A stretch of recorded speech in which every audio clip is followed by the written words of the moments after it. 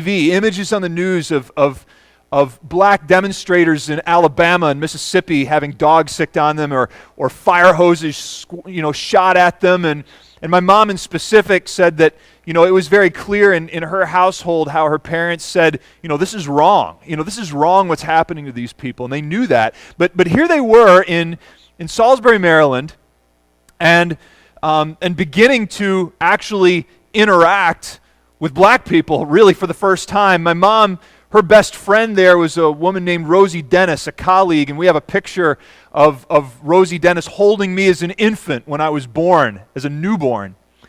My dad taught at a high school called Mardella, so called because it was on the Maryland-Delaware line, and not only that, but he was a high school, a varsity assistant baseball coach and a varsity head basketball coach.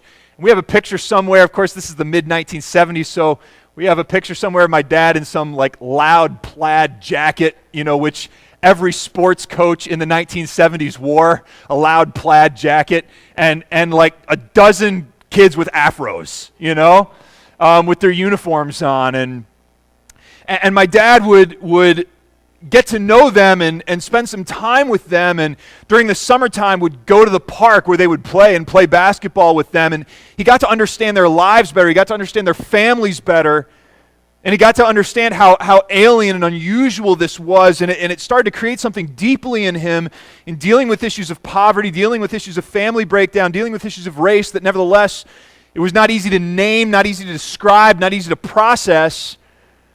And as I said, I was born there in 1977, but I didn't live there long because just after about a year we moved away to the state of New Jersey. We lived in Lakewood, New Jersey, and which is on the coast, kind of at the southernmost part of the greater New York area. Another ethnically diverse place. Where I was spending my preschool and then kindergarten years. As I would ride on the bus, I used to, I thought it was all normal, all the different colors of people around me, but at the same time I kind of wondered, why did the white girls have their hair this way and the black girls, they did their hair that way, and I noticed that there would always be these black boys who came selling blueberries door to door in the summer, and I wondered, well, why do the black kids come selling blueberries and no white kids come selling blueberries? And there were also Hispanics there and all these ultra-Orthodox Jews that I really couldn't figure out. As I was watching them walk down the street wearing black and these, long beards and curly things coming down the side of their heads. But we weren't there for very long either. I mean, we were there for 5 years, but I don't remember much of it because I was a little kid. And then when I was 6 years old, we moved to New York State. And from the time that we moved to New York State when I was 6, I lived an entirely white life from that point forward for a long time.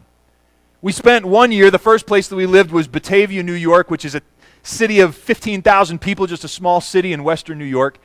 And we lived 1 year later on when I was in 7th and 8th grade down in Miller Place, New York, which is in Suffolk County, Long Island. It's actually way out, deep, deep, deep in the burbs, way out, in eastern Long Island. You could go further east, but still it was a good ways out. It was an hour-long drive with traffic being good to New York City. But the most of my time growing up was in a suburb of Syracuse, New York, a medium-sized city in upstate New York. And in all the places that I was, my church and my schools and different places that I was, it was white people around all the time. I mean, there would be a few black kids, but really they either had white parents, they were being raised by white people. They were either biracial or, for the most part, or they were adopted. And from that point forward, my parents' experience as young adults of issues of race didn't translate to me. It couldn't really trickle down to me because it wasn't my experience. I wasn't living in that. So they had things that they knew and that they were experiencing that were going on in their heads, but my own life was a very segregated one, and I didn't know that.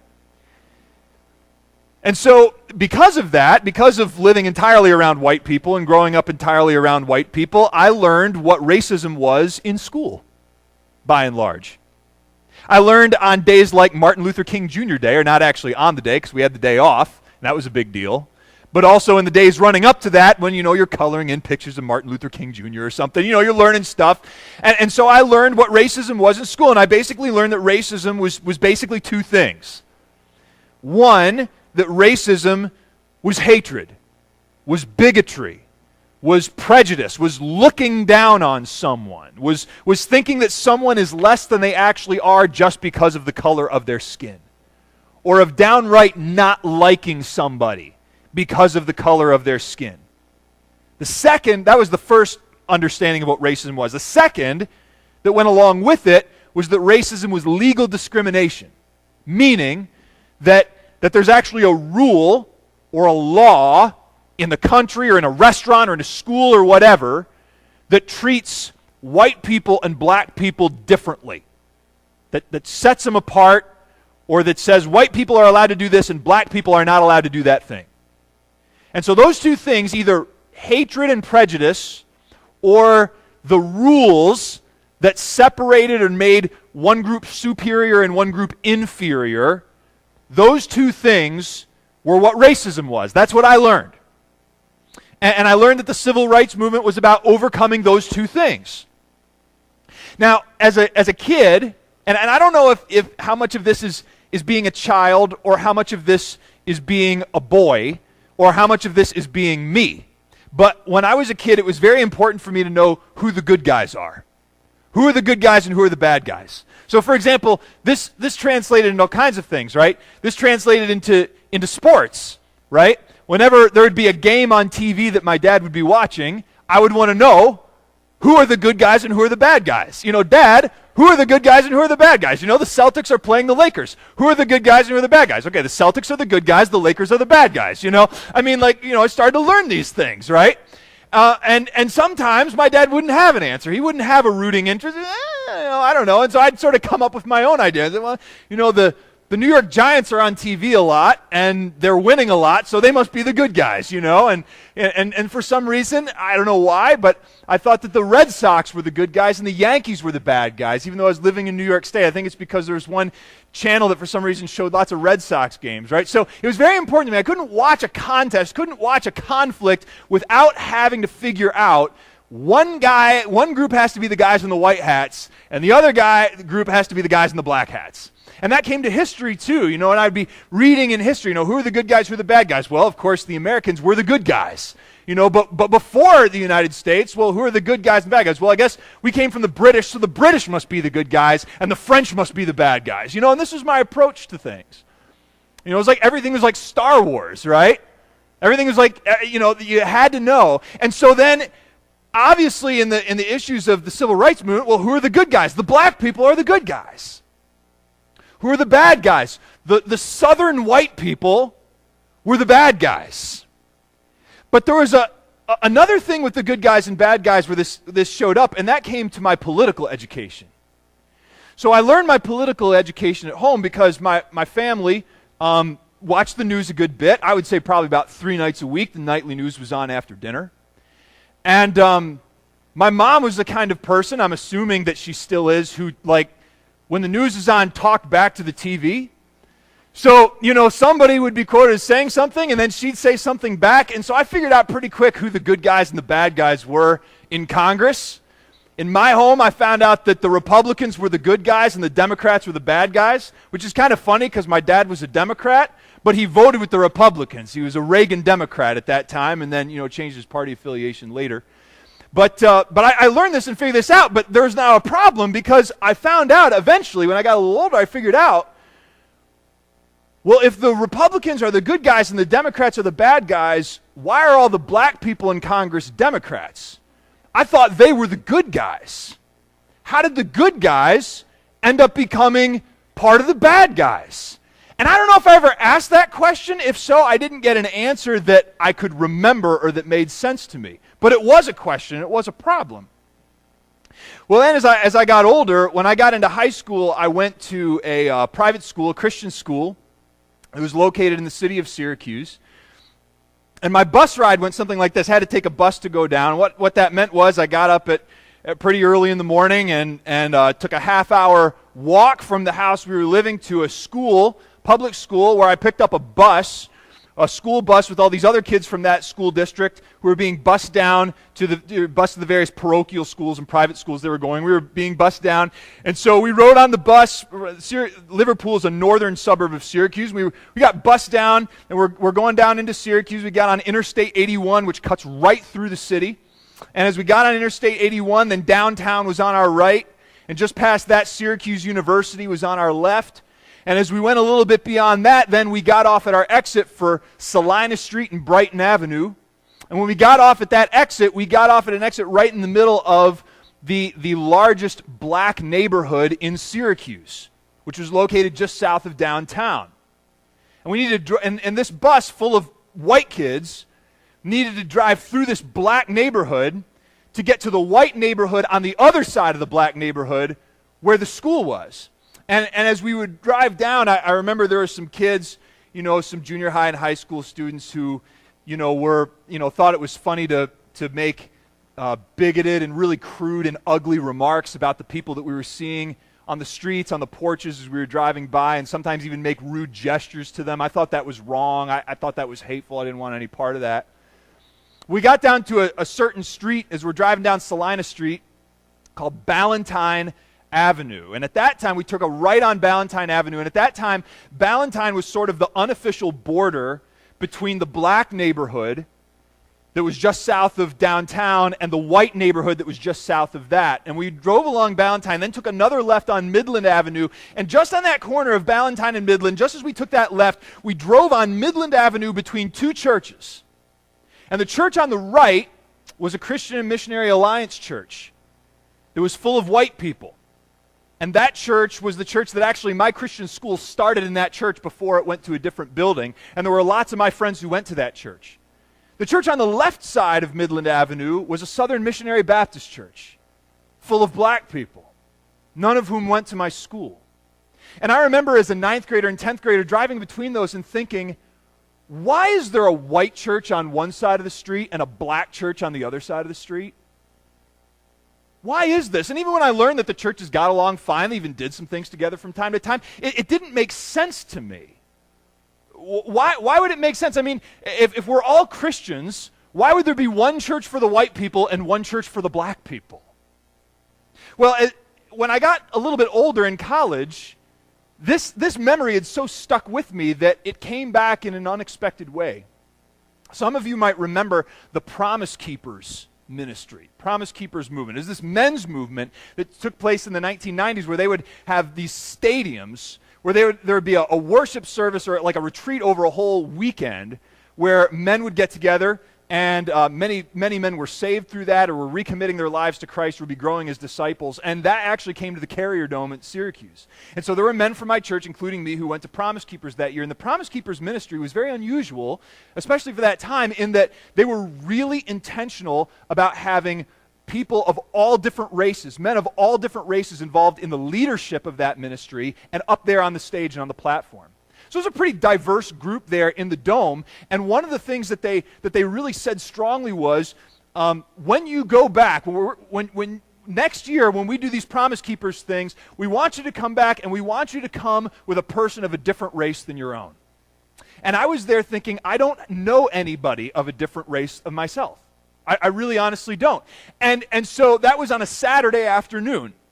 So the next day, Sunday, we were going to go back to our church, and the men of our church who went to Promise Keepers were going to talk about what they experienced. But I kept thinking about these two churches in Syracuse. And I decided I'm going to do something different. Tomorrow morning, I'm going to go to that Southern Missionary Baptist Church. So I drove to the Southern Missionary Baptist Church by myself, and I parked the car, and I was going to walk in, and I was all nervous, right? I mean, you go to any church for the first time, it's a little nervous, are people going to accept me? What's going to be there and stuff? But this was like totally new and novel and weird to me. Just a few months before, I had been traveling from a kid's house. I was in college, we went to his house for the weekend, we were coming back. We needed to stop someplace to go to the bathroom. There was a laundromat, and I walked into the laundromat, and every person doing laundry there was black. It was literally the first time in my entire life that I was the only white person in a room.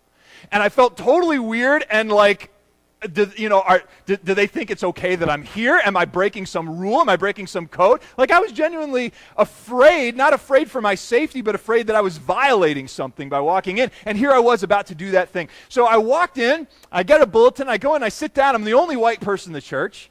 And when they got to this part, this church did this thing that some churches do, this terrible, awful thing, where they say, okay, all of the guests who are here today, we want you to stand up and introduce yourself.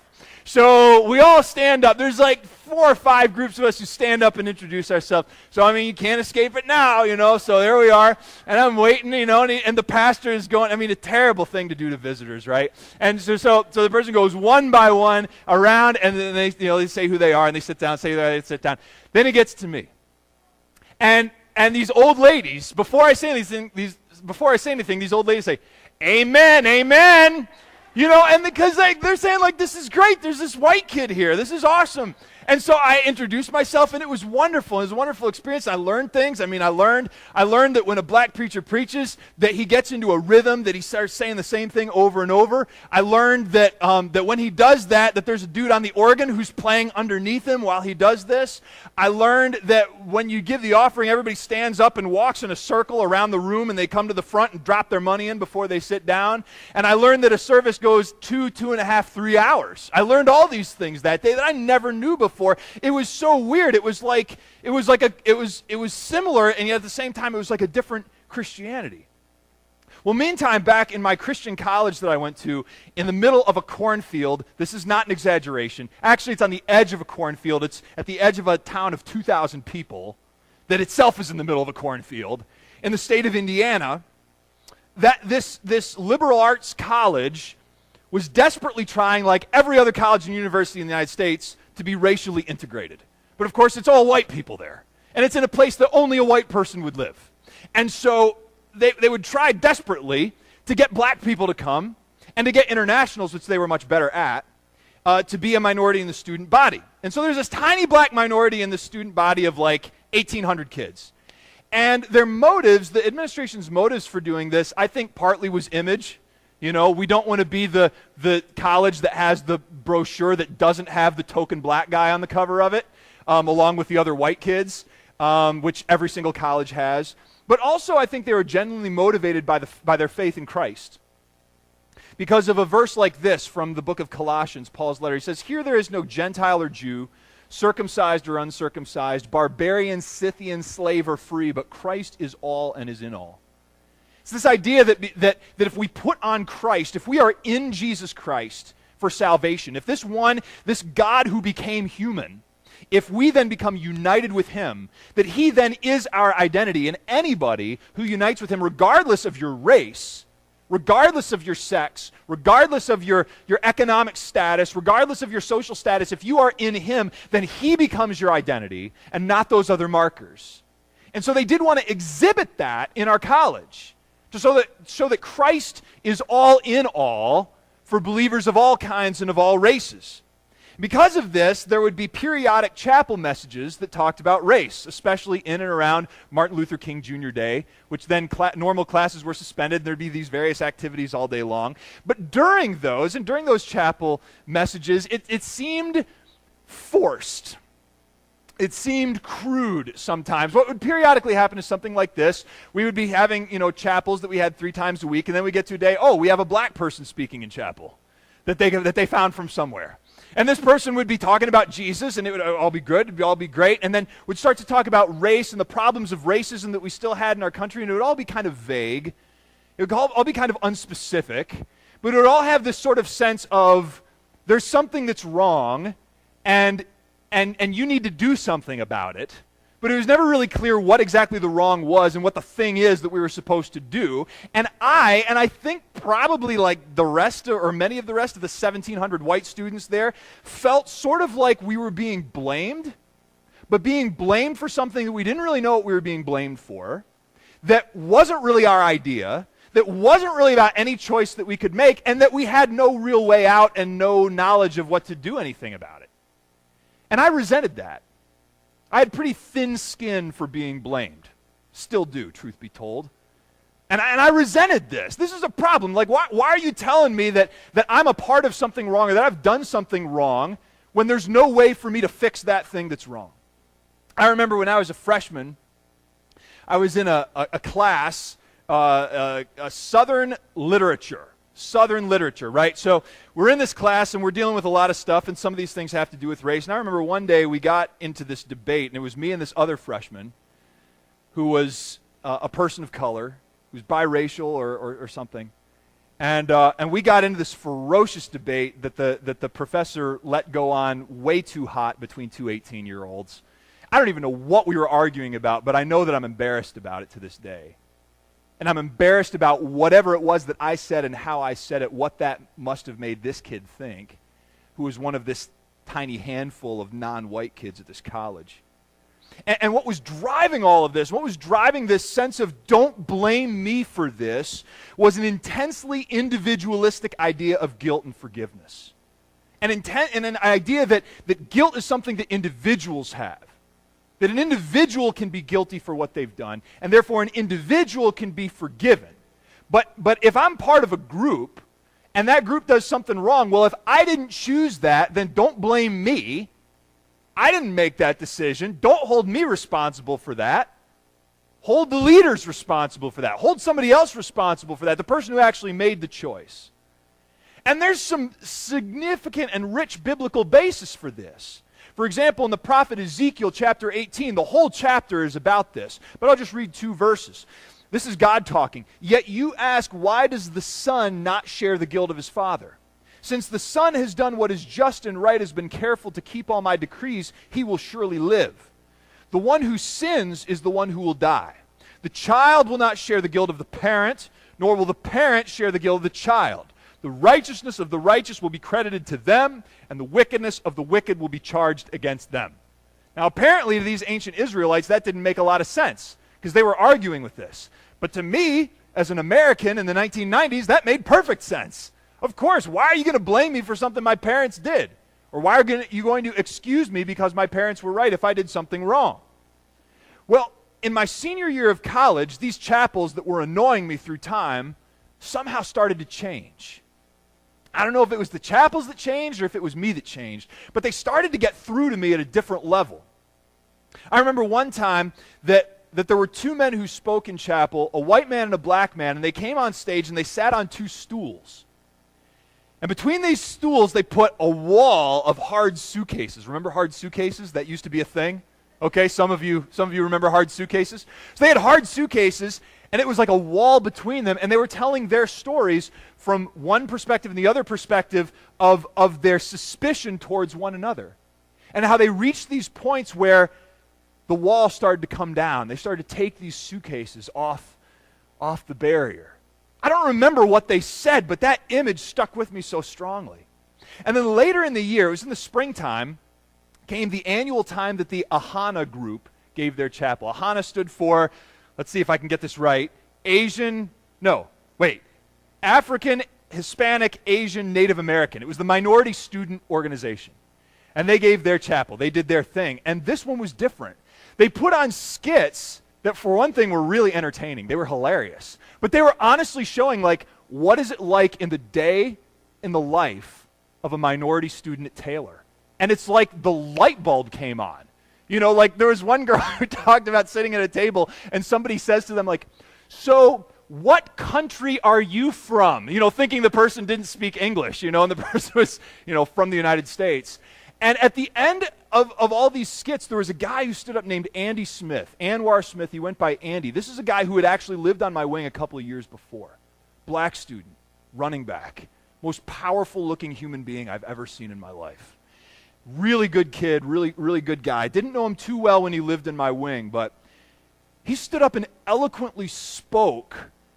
Again, I don't remember a single word he said, but I remember I was gripped by what he said, and he said, tonight in the recital hall in the music building, we're going to get together, and anybody who wants to come and deal with race on our campus, you can come. And I knew I had to be there.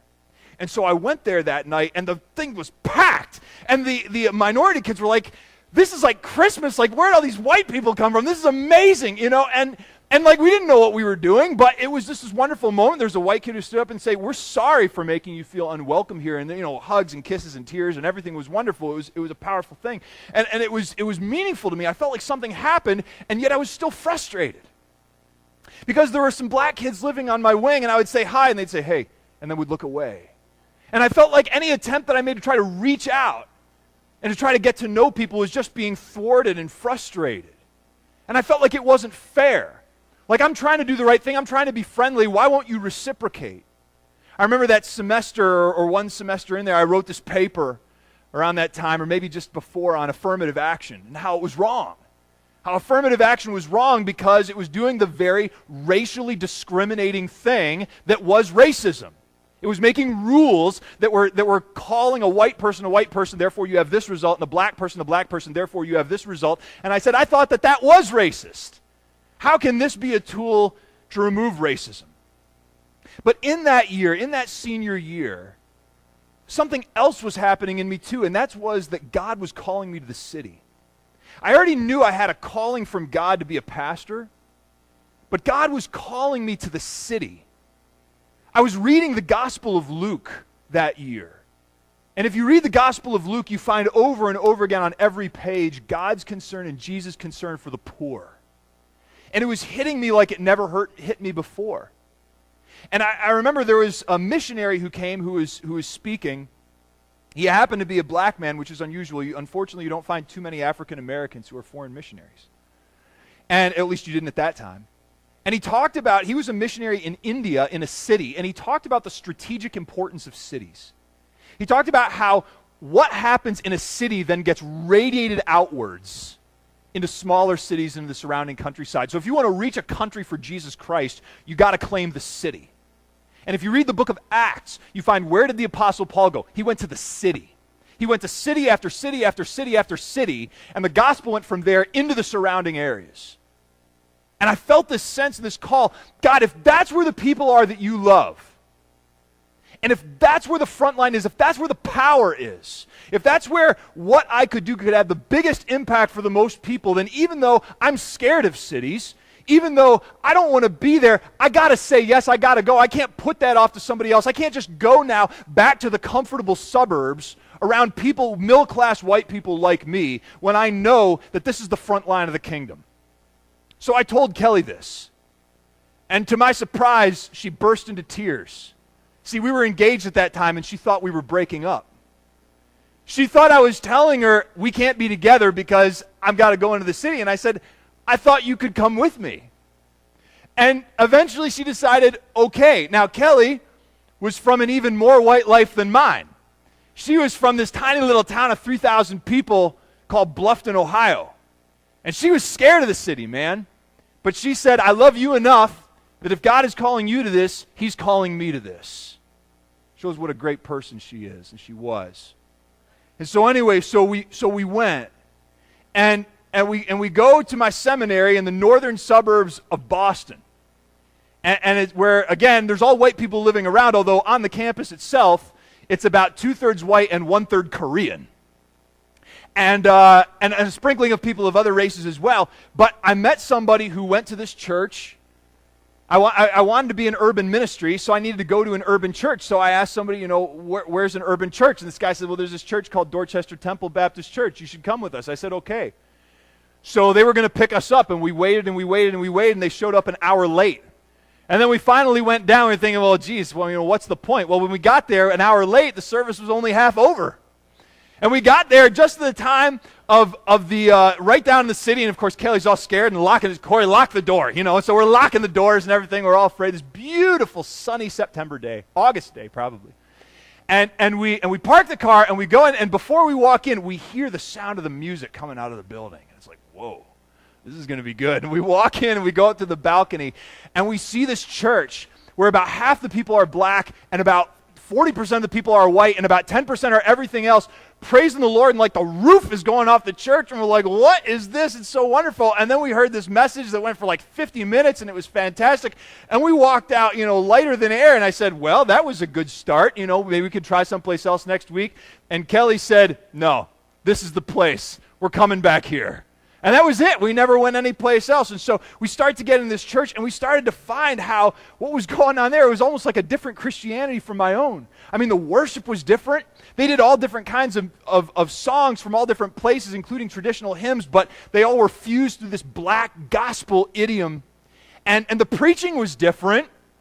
The preaching was definitely opening the text and reading, but rather than being so much about doctrine or so much about some of these other things that I was used to, it was about how do we get through this week? How do we live through this week? The authority structure was different. I found that in white churches that I was used to, there are all these boards and committees and stuff, and there's all this, diversified power and elections and stuff like that. And though those existed in the black church, I found out that a lot more like, okay, he's the pastor, so we do what he says. And interestingly, in the election of 2000, when it was between George W. Bush and Al Gore, I found out something else interesting. Here I was, a white person. I thought both candidates were decent, but I was going to vote for George W. Bush. And there's a few black people who were going to vote for George W. Bush, but most of them were actually from the Caribbean. Because of the black people in the church, about half of them had come from Trinidad or the Bahamas, or had come from England, where their parents from the Bahamas or Jamaica had moved before then they moved there. And I found that, guess what? Not all black people are alike. The black people who grew up in Boston are different from the ones who grew up on Long Island, are different from the ones who grew up in the islands, right? And then there's more than just black people. There's different cultures and class and regional backgrounds. And then the real kicker was, Kelly and I thought we were in a black church, and the black people in the church thought they were in a white church. And we found that it was not really either of them. Well, there were two pastors of the church, a black man and a white man, and the white pastor of this church was a guy named Craig McMullen. And Craig his job for me in my life was to be sort of my mentor as I had to fulfill this ministry practicum while I was going to seminary. And so he would take me around and drive me around and stuff, and I liked the guy, but he gave me a hard time. He was challenging me with stuff. And the one thing I really remember, some of you might remember that for a long time I had a flat top, real short, buzz cut shorter than this and flat top. And he said to me one time, "Do you realize that when most of the people down here look at you, they're seeing somebody with a haircut who looks like a state trooper in Georgia in the 1950s and 60s? I was like, oh my gosh, I can't win. This is bad. I'm getting blamed for things that weren't my fault. I wasn't there. It wasn't my idea. But one day he was pushing me, and I finally broke down and cried. And I said, I know that this might all be true, but my bags are unpacked. I am here, and I am staying here. And this big smile went on his face. Because, see, there was a seminarian who came down there before me who had an attitude. He thought that the church sort of owed him the opportunity to minister. And Craig thought that I might have the same attitude, but I showed him, look, I'm just willing to do whatever you tell me. I don't care. I don't have any special ideas for myself, but here's where I am. That started a relationship that still exists today. But I had this cautiousness from then on. Because that raised in me a question. If my haircut could turn people off, what else about me turns people off that I don't even know?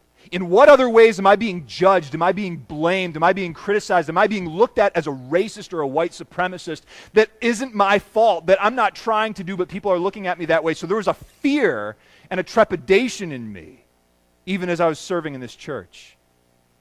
I remember after a couple of years, we went back to Taylor when my sister was graduating from there. We walked into the chapel, and we're like, man, where'd all these white people come from? We found we had gotten so used pretty soon, Kelly loved it. She was driving down the middle of the night to Boston to go to worship team practice with the doors unlocked. I mean, she thought it was great. Had no problem. We were so used to being in a racially diverse area that then when we went to the white area, we were like, whoa, this is weird.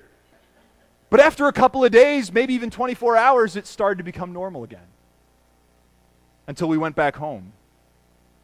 Now, meanwhile, I was doing coursework in the seminary, and there was one particular class that ended up having an impact on me that I would not have expected. Systematic Theology 1. I took it the very first semester I was there. The professor of that class was Professor Lintz.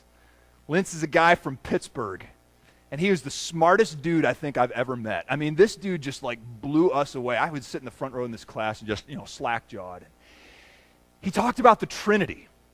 how God in three persons, blessed Trinity, we sang about it today. Father, Son, and Holy Spirit, three persons in one God. I knew this for years. I had this put to bed. It was down. But I remember there was one day that there was a book that I had to read for that class that I didn't finish during the semester, but we were staying with Kelly's folks out in Kentucky, and I was sitting on the swing set, and I was reading across the street from their house in the playground, and I was reading this book, and I was reading something about the Trinity, and it was like the lights came on. It was like something that I had believed all along, that this is orthodox and true, this is what God is. Somehow it was like I could see it and understand it in a way that I never could before.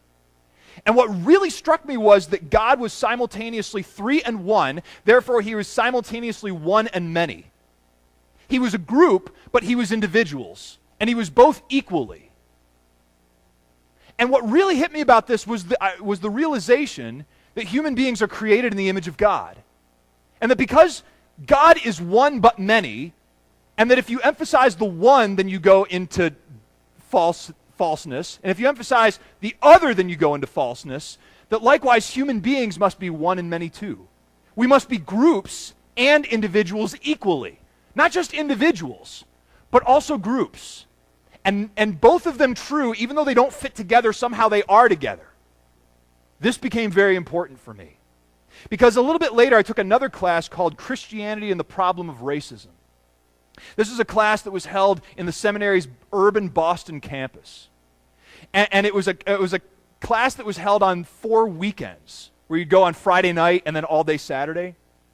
And in this class, there was about 1/3 white people, 1/3 black people, black students, some Caribbean, some not, some Haitian even, and then 1/3 everything else, mostly Chinese and Korean, many of them born in the United States, one Hispanic guy, one Puerto Rican guy, one Native American woman. All students, all master's level students in this class. And in this class, I was blown away, and my life was forever changed. I started encountering things that I had never thought of before. Like, for example, the word ethnic. Have you noticed that in general, when we use the word ethnic, we mean not white people? Right? So like, if they're somehow brown, that's ethnic. But white people aren't ethnic. It's like the word ethnic is the opposite of white. Which implies two things. The one thing that it implies is that there's such a thing as white people. That there's not like differences among white people, which there are. You know, I heard one guy say, how is it that in Europe they have Irish and English and Scottish and French and Spanish and Portuguese and German and Swiss and Italian, but then when they get here they all become white? Like, how did that happen? You know? But the other thing about it too is that if ethnic means non-white, then white is the norm and non-white is abnormal. White is the measuring stick. It's the ruler. And non-white is the deviation from the norm. It's the unusual thing. You know, the white thing is the original potato chips, right? Non-white is sour cream and onion or barbecue, right? But it's compared against the norm. It's compared against the norm. So how did we get this idea that whiteness was the norm in our culture and in our society and our country? I mean, thinking about things, I don't think you see it anymore. You know, it used to be that you could go to some place, you might be, buying, a set of pantyhose or cosmetics or something, but something might have as a color on it, something that came in different colors. It might say skin tone as the color. Remember that, some of you? Well, what color was the skin? I mean, imagine if you go up and you say, okay, I'm going to buy the skin tone. Oh, whoops, well, that's not working out. And this is something I had never thought of before. I'd never considered. I started to think about white privilege, which I didn't even know there was such a thing. There was a dude in the class, a black student, who said, I bet you white students think that if you come down here, where we are right now, and you see some black guys standing on the corner that you're walking toward, that you're in danger, don't you? He said, let me tell you something.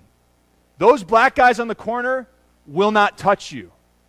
The reason they will not touch you is because if they assault or kill a white person, the police will come down on this place like you have never seen.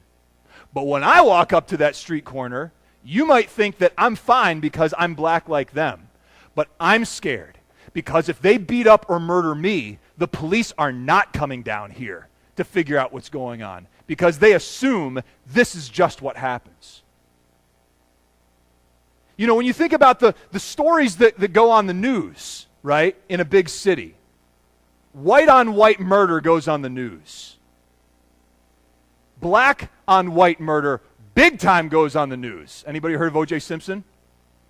But black on black murder, well, you know, things happen.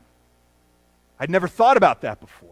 I never thought about travel. I never thought about how I could get in my car and drive on an interstate and drive to any place in the country, pull off at any exit, walk into any gas station or convenience store and not really be afraid for my person. Until I heard some of these fellow students saying, I wouldn't do that. As scared as I was of going into a city at night, they were that scared of going into a truck stop in the middle of the day in DuBois, Pennsylvania. Municipal services. You might know that in pretty much every city in America, there's a Martin Luther King Jr. Street or a Martin Luther King Jr. Boulevard. After Martin Luther King Jr. was killed, there are all these cities across the United States who took an important street and renamed it after Martin Luther King Jr. And of course, that street would be in a black neighborhood. There was a student in the class who said, have you ever driven on one of those streets? You go to any city and you go to Martin Luther King Jr. Boulevard, you will find the most potholed, unkempt, untaken care of street in that entire city. Because they'll spend the money to plow the streets and to fix the potholes on the other streets, but not in that neighborhood. He said it's a shame what they've done to that man's name in this country.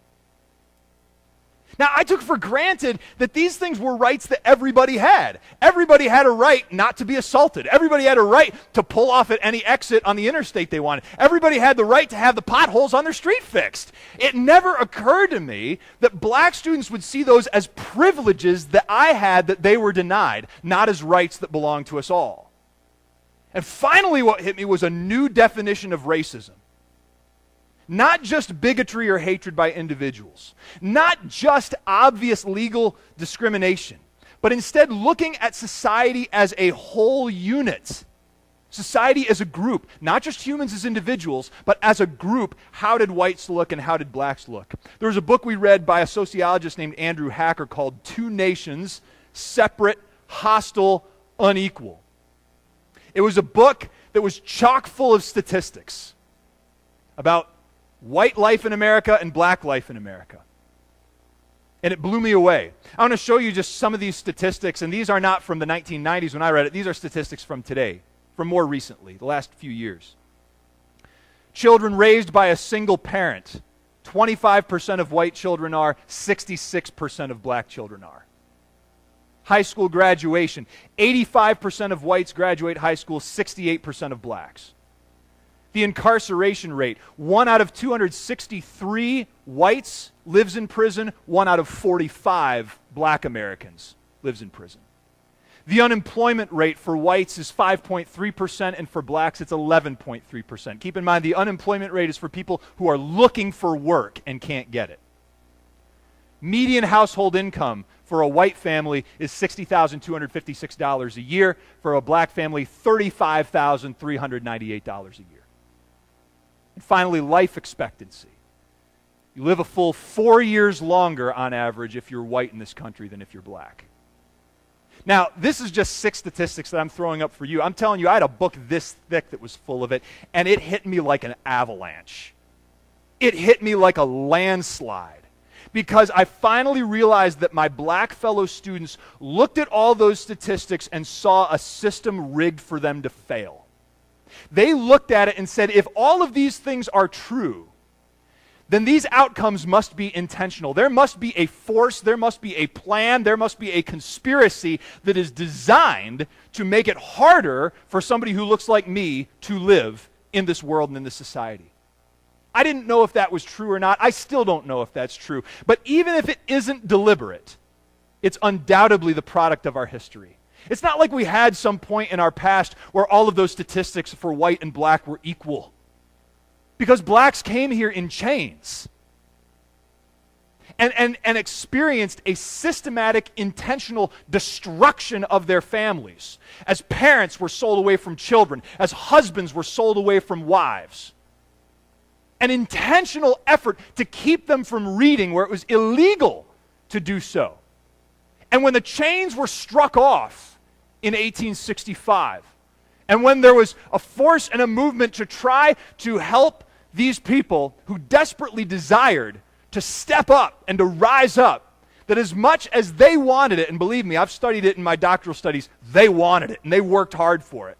And as much help as they were given, there was all of this opposition the whole way that resulted in Jim Crow, that resulted in 100 more years of segregation in the South. And as I looked at all of this, what hit me was, I can't just say I'm innocent or guilty based on my individual choices, or somebody else is innocent or guilty based on their individual choices. Because what I'm looking at here is beyond individual choice. It's more than any one person could decide. It's more than any one person could legislate or dictate. This is beyond us all. This isn't just individual, this is group. Just like God himself is not just individuals, but God is group. And so human beings are that way too. And I started to think, would I have had what I had? Would I have accomplished what I had accomplished if I had been born to different parents? How much of my life and accomplishments and experiences have I taken for granted just because of the people to whom I was born and the skin that I wore? And I felt a crushing load of guilt that I had never experienced before in my life. I drove home from the second weekend of the class. I was driving from Boston, the 45-minute trip back to our apartment, and I'm thinking about this the whole way, and I pulled in, I walked in the door. I don't know what I said to Kelly or what Kelly said to me, but this was all heavily on me. And I went to take a shower that night, and I remember exactly where I was. I was walking in, I went into the bathroom, I turned on the faucet, and it started to run into the tub, and what hit me at that moment were these words from the prophet Isaiah. "Woe to me," I cried.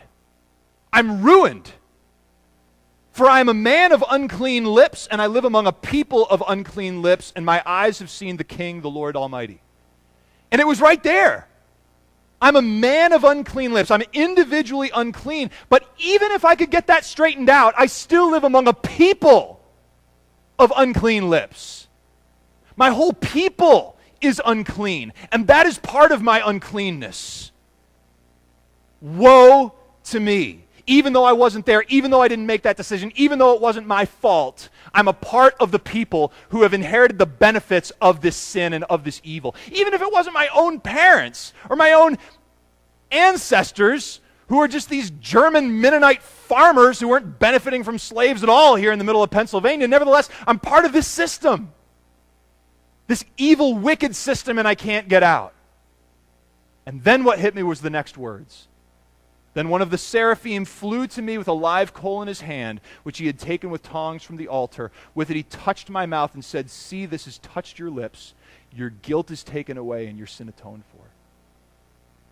God can forgive me for this.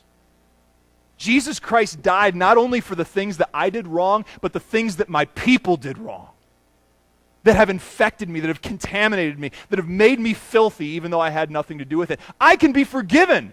I can be released. I can be set free. And you know what, my friends? I should have seen it. It was there in the Bible everywhere. How had I not seen it before?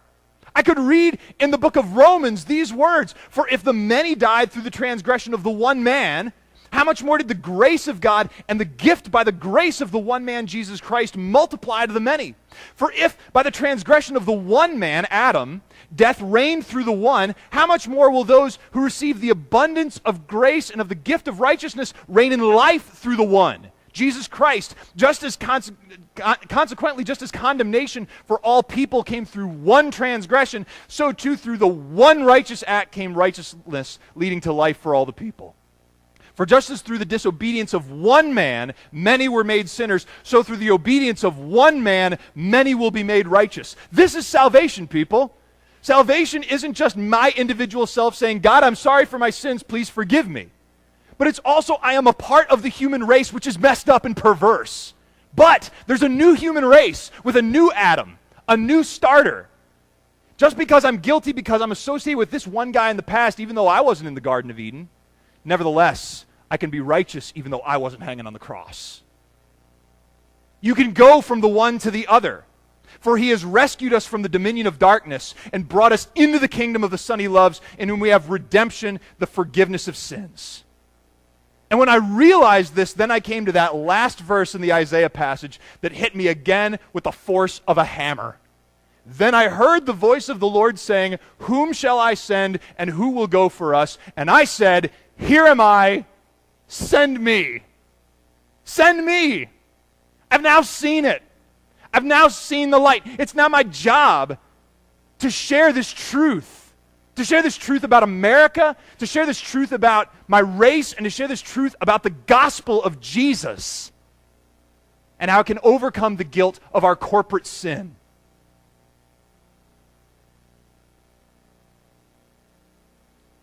Well, I've had mixed results.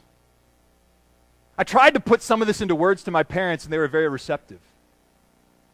And a few months later, we were at Kelly's house for her sister's graduation party, and I got into a shouting match with her uncle. It's gone down, unfortunately, into the lore of that side of the family. It's very embarrassing. And I moved to Passaic, New Jersey, where 2/3 of the people there are Hispanic, and those who aren't are from India, are African Americans, and for Orthodox Jews, we were like the only white Gentiles in the whole town. Jack, when he was in preschool and in kindergarten, was the only white kid in his whole school. You know, he thought it was normal. When we moved here to Hollidaysburg, he said, "Everybody here looks like me." It was weird to him. It's not weird to him anymore. Because, see, now I'm raising my kids in Hollidaysburg, and they're surrounded by white people. Just like I was surrounded by white people despite my parents' experience in their young adulthood. And just as they couldn't really pass it on to me, it's difficult for me to pass it on to them. They're on their own journey. They're going to have their own experiences. I'm going to teach them the best I can, but they got to go through it themselves. And I'm talking to you today because you might be on a journey.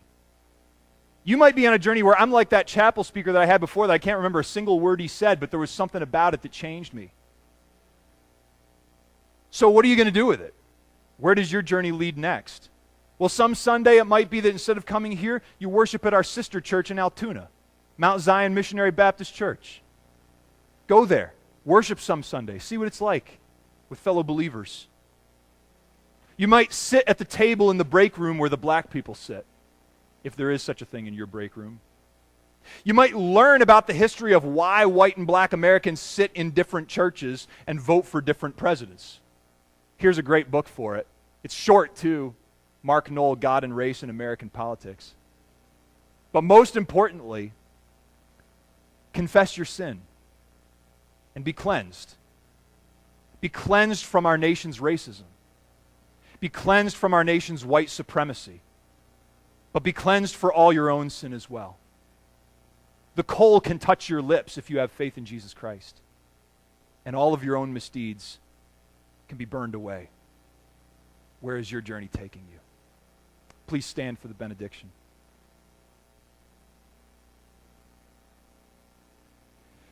Finally, brothers and sisters, rejoice, strive for full restoration, encourage one another, be of one mind, live in peace. And the God of love and peace will be with you. May the grace of our Lord Jesus Christ and the love of God and the fellowship of the Holy Spirit be with you all. Amen.